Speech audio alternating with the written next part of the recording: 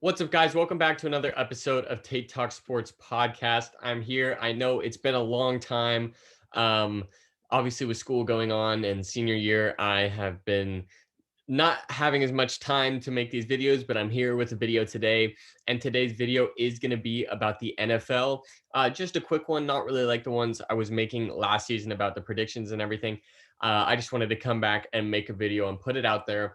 And so, what I'm going to do in this video is I'm going to pick a couple dark horses that I think have a real good chance to go, no, not a real good, but have a puncher's chance to make it to the Super Bowl and even win the Super Bowl. And then, of course, I am going to talk about three of who I think are the favorites.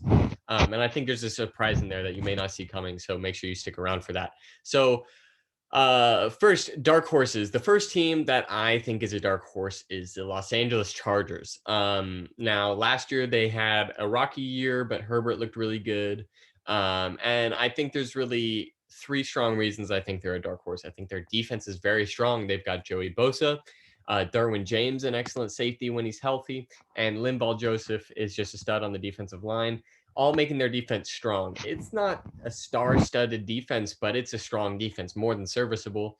They've got strong skill positions on the offense, guys like Austin Eckler at running back, Keenan Allen at wide receiver, one of the most underrated receivers, and Mike Williams, who is a bit less known, but he gets the big plays, and he's definitely a good wide receiver for them. I think all three of those things really make the Chargers a great team. I think they're going to be a great team this year, and I really do think they've got a puncher's chance at making the playoffs and going far.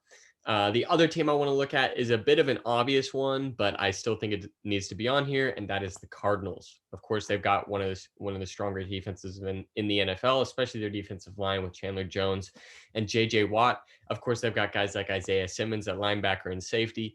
They've just got a bunch of other players on there, but of course, what makes them best is that offense with Kyler Murray, DeAndre Hopkins, Christian Kirk. They're just a great offense and dynamic and young and unpredictable, which can hurt them, but it can also help them. Teams don't really know what they're going to do and therefore can't stop them when they're on a roll. So I really think they're a strong team. I think they might suffer in that they don't have the best run game because they don't have the most star-studded running back room, but I think there's ways they can work around that. Obviously, Murray is a runner. So, it really just depends on what they do in that regard. But I do think they're the other team for me that has a dark horse chance at both making the playoffs and making it all the way. So those are my two dark horse teams.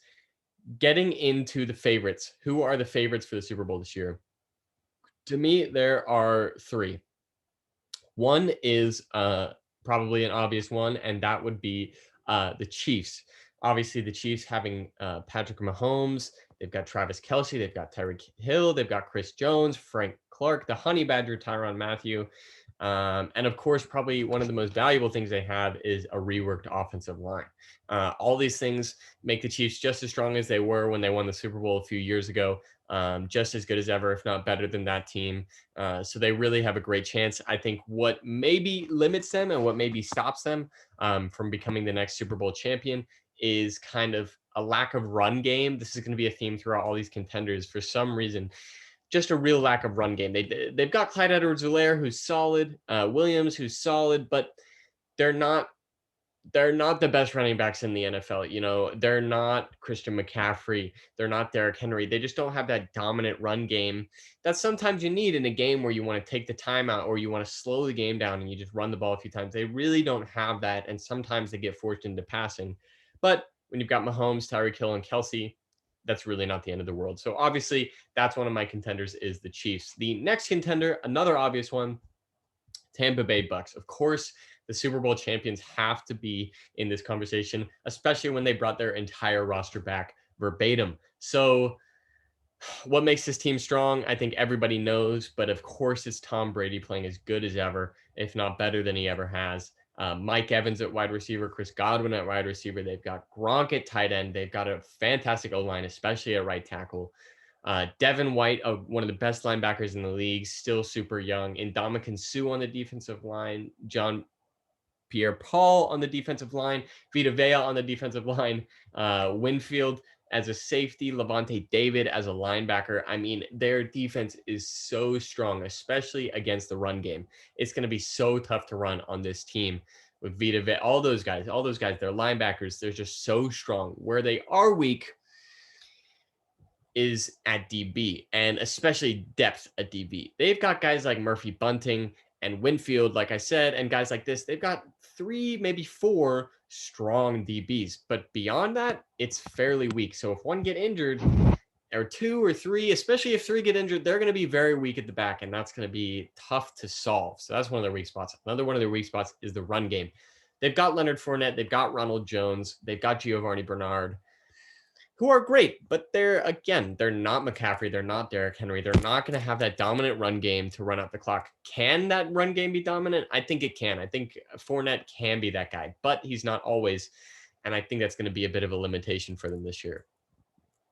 The third team, and this is the surprise team, and it could have belonged in the dark horse category, but I truly believe that it belongs in the contender category, and that is the Los Angeles Rams. And this has not come lightly. Obviously, I'm a Seahawks fan. I hate the Rams. There's nothing more than I'd like to see than the Rams doing awful and missing the playoffs. But I've got to look at the facts. To me, they're a legitimate Super Bowl contender, and that's because of Stafford coming. He's shown this year he's that guy and he can lead this team. They've got Stafford, Cooper Kupp at wide receiver, Robert Woods at wide receiver, of course, probably the best defender in the NFL, if not player in the NFL, in Aaron Donald. Jalen Ramsey, easily the best corner. They're doing stuff with him this year that is showing how dominant he is.